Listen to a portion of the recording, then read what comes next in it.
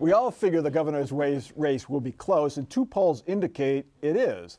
A Cincinnati Enquirer Suffolk University poll shows Richard Cordray with a surprising 7-point lead over Mike DeWine. Still a lot of undecideds in that survey. A Quinnipiac poll also shows Cordray leading, but his 2-point advantage falls within the poll's margin of error. Again, a lot of undecided voters in that survey as well.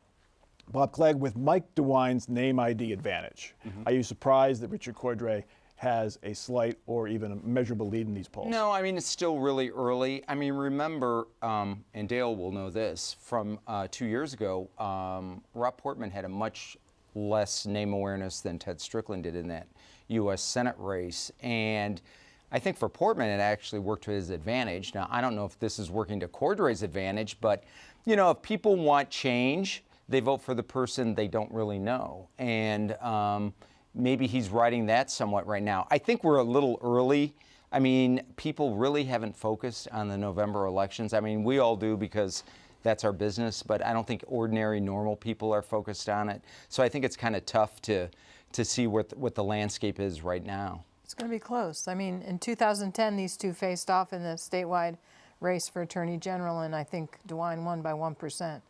So we have every reason to think this is going to be a close race. Yeah, look, Ohio is a swing state that now leans Republican. There's no question about that. But I do think that there are two reasons that Democrats have their best chance in 12 years to win statewide, starting with the governorship.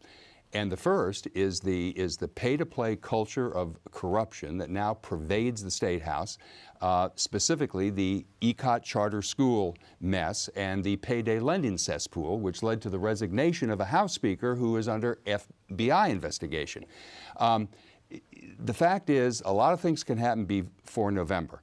But that Quinnipiac poll that you mentioned 2 months ago had DeWine with a 9-point lead. It now has Cordray with a very narrow lead. But the point is, Republicans have been in charge for 24 out of the last 28 years in this state. And history suggests that voters will be ready for a change after so many years of one-party rule and all the bad things that inevitably happen as a result of that. It's not like Ohio hasn't elected Democrats for governor before. I mean, we just had a Democrat for governor with Ted Strickland. I mean, We don't do it often, though. we do it. Not lately, anyway. Not often enough.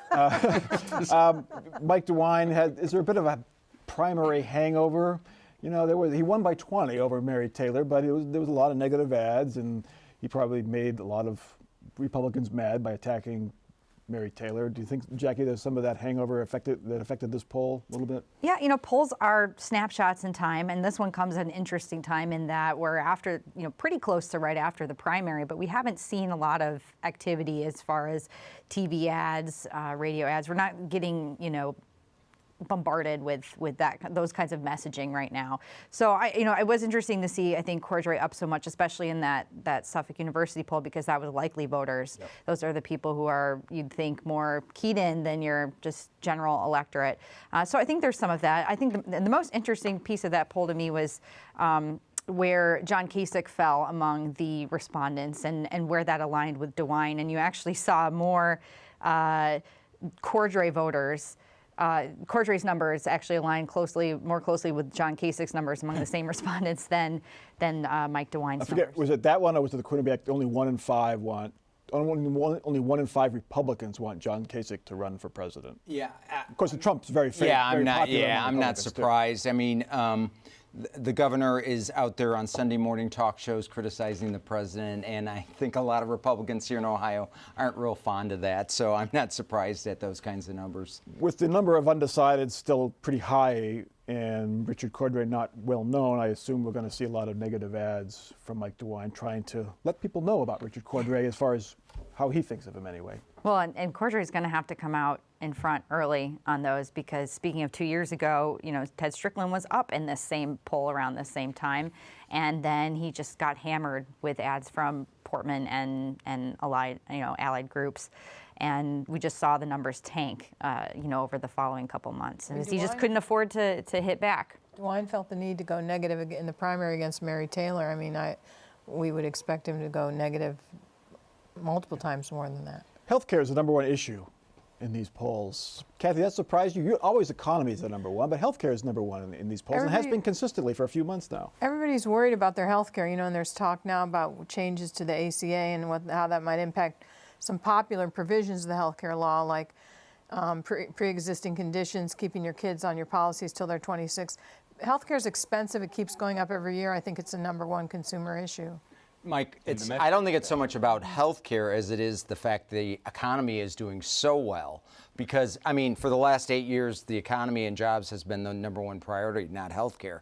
Even though healthcare got a lot of play in those 8 years, because the economy was doing so badly. But the economy is going like gangbusters, both here in Ohio and throughout the country, and we're at our lowest unemployment that we've had in 20, 30 years. So, I mean, it makes sense that, that's no longer on people's minds as much. Dale, Republicans ran against Obamacare for 8 years. Do Democrats now try to capitalize on health care as a big issue in this election?